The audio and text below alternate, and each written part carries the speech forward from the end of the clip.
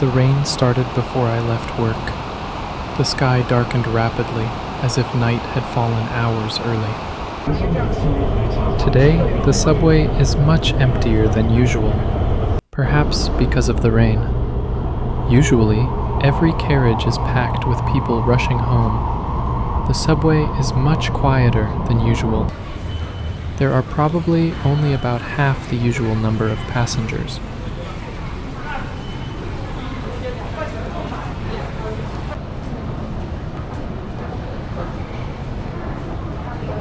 I work for a small company in Guangzhou. There are only about a dozen people in the office. Nothing special. My job is sales. Just one of millions of ordinary workers in this metropolis of China, struggling to make a living.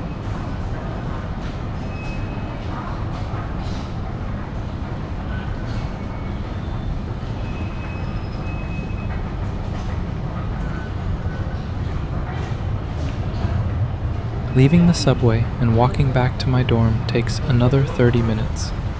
For many, 30 minutes might sound inconvenient, but over the years, I've gotten used to it. Sometimes this journey feels like a transition between two completely different lives. One is a life lived for work. The other is a life I live for myself.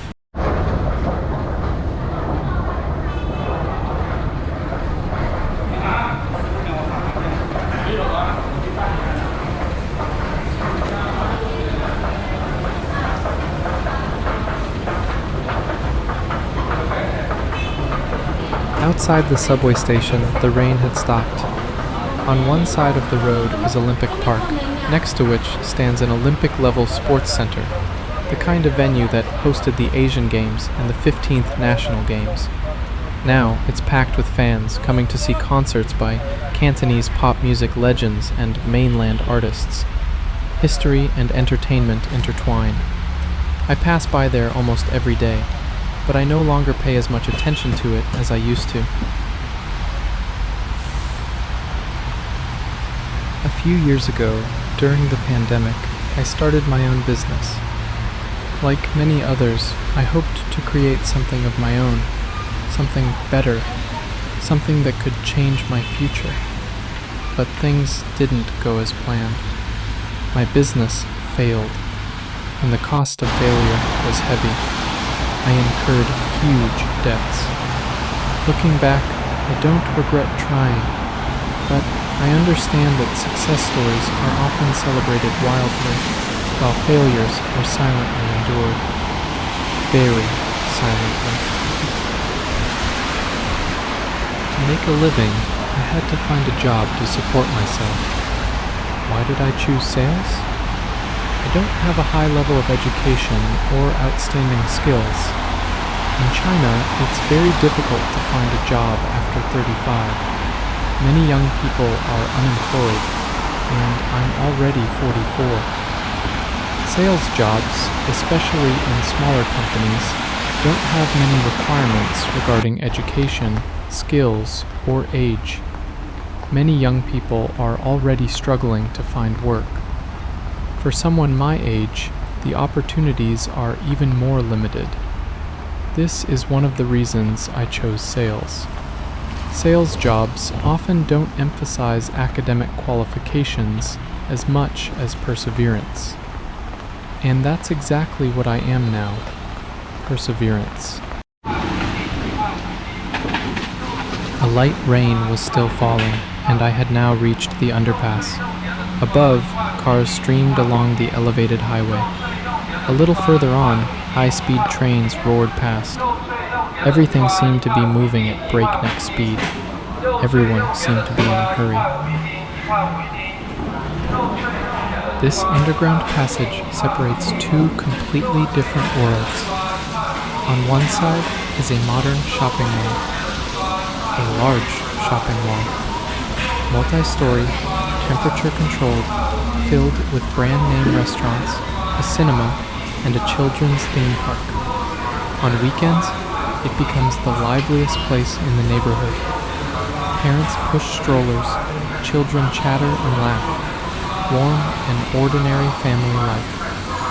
A large outdoor children's playground, neon lights flash, deafening music, a fast-paced consumer lifestyle.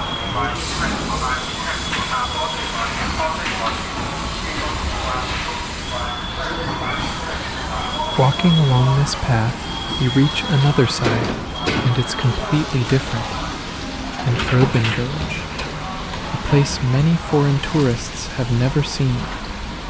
In Chinese cities, these are called urban villages, 城中村, literally meaning villages within the city. They exist because China's urbanization is so rapid that older residential areas are directly incorporated into the ever-expanding city, rather than being replaced. Former farmland and rural communities are suddenly surrounded by skyscrapers and subway lines. The residents of urban villages are mostly migrant workers. They come to Guangzhou from all over China in search of work. The rent is low, allowing them to live in the city on low wages. The streets are narrow, the houses densely packed, the air thick with the smells of cooking and laundry, and the blaring of a television can always be heard somewhere.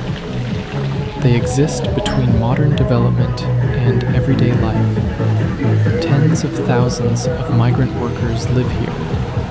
They come from different provinces seeking opportunities. They build the city while also striving to create their own future. In many ways, it's more real than a shopping mall, because here, life is clearly visible.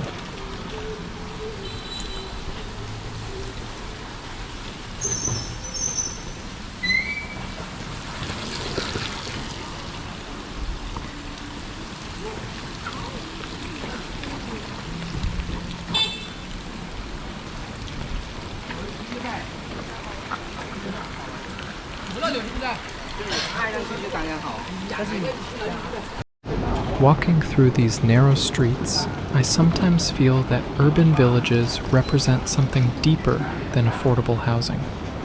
They represent transition. Most people living here are in the middle of a journey. They left their hometowns behind. They are working towards something, saving money, supporting family members, paying debts, building a future, or simply surviving another month. Many people see Guangzhou as a city of skyscrapers and economic growth. And that image is true, but it is only part of the story. The other part exists here, in the narrow streets, the small restaurants, the rented rooms, the late-night convenience stores, and the ordinary people quietly trying to build a life for themselves. Perhaps that is the real Guangzhou. Not just the city people come to visit, but the city people come to live in. In some ways, I am not very different. I also live a modest life. I also carry responsibilities. I also worry about the future. That may be why places like this feel familiar to me, because behind every apartment window is a story of sacrifice, a story of hope, a story that usually remains untold. Every evening, I go to the supermarket to buy groceries. Grocery shopping has become a part of my daily life. I usually buy groceries at this supermarket. There's a large traditional meat and vegetable market next door, but I rarely shop there.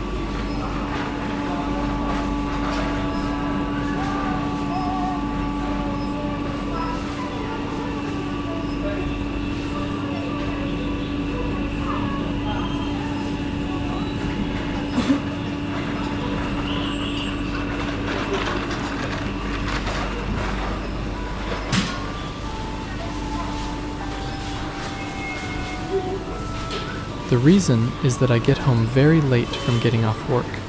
and most of the fresh produce at the meat and vegetable market has already been sold out.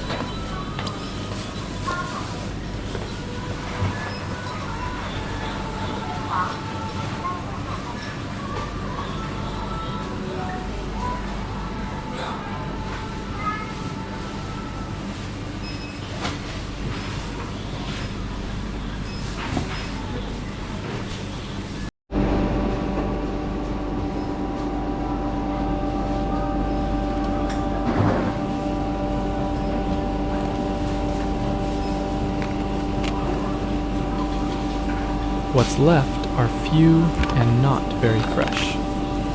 We Cantonese people are very particular about ingredients. Freshness is paramount.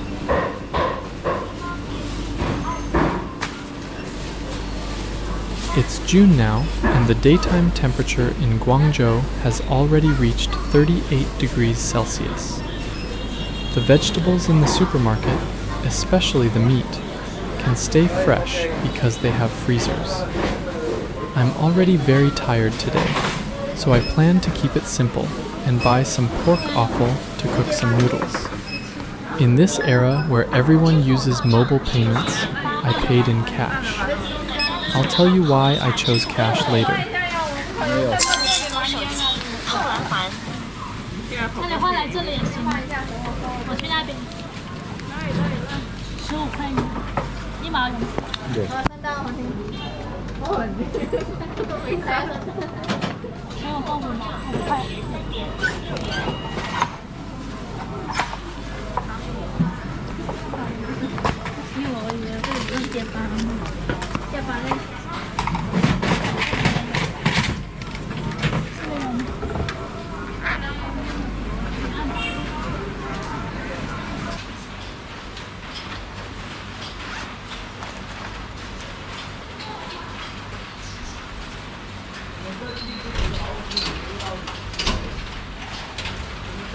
I live alone, I cook alone, I eat alone.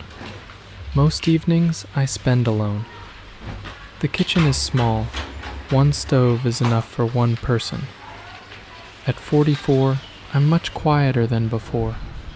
Not lonely, just quieter.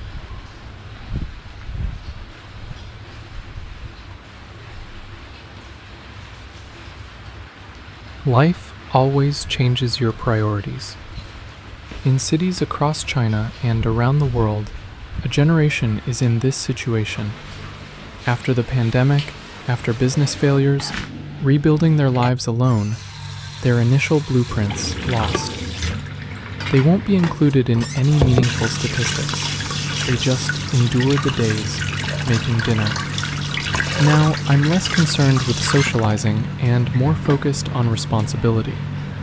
My failed business has left me heavily indebted, mostly bank loans used to keep things running, which we all thought was just a temporary shutdown at the time. And now, I'm unable to cope with the massive debt and may face legal action. If the court rules against me, my bank accounts and all associated payment platforms could be frozen. All digital assets will be inaccessible. That's why I've started using cash for purchases.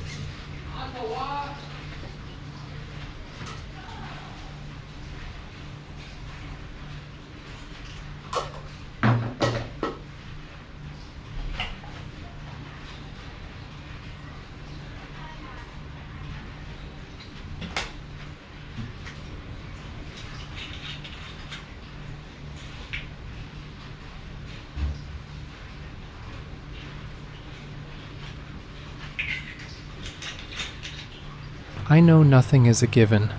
Jobs may disappear. The economy may change.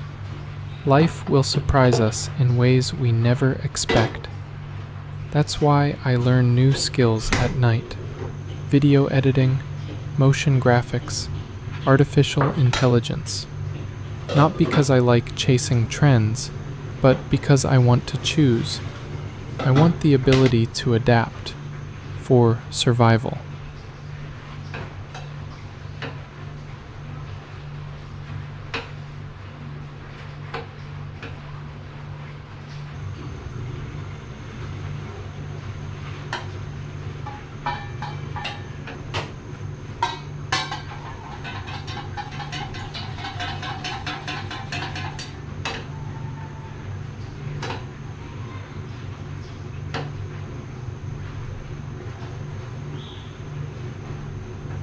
Sometimes people only see the surface of a person's life. A smile, a job, a routine, and then they assume everything is going well.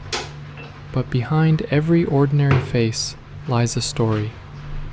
Now I live cautiously, afraid of losing my job again, worried about my bank accounts freezing and collapsing. I won't sit and wait for someone to bail me out. I'm building the next version while keeping the current one going. Honestly, trying to create something new in between my full-time job. I'm learning Premiere Pro, After Effects, and AI tools that didn't exist 5 years ago. Not because I enjoy the learning process, but because I foresee needing more than one source of income in the future. And I know very well what the job market can offer a 44-year-old if they lose their job. Time has filtered out all the false flattery, making me more composed and able to enjoy solitude. I want to spend every penny wisely, streamlining my expenses as much as possible. Saving money is not only to cover past bills, but also to provide my parents with a solid financial foundation. In this quietude, there is no loneliness, only absolute control. When my alarm goes off tomorrow, I will get up, go to work, and keep striving. Just like millions of ordinary people in China. This is Solo 1982. Thank you for watching.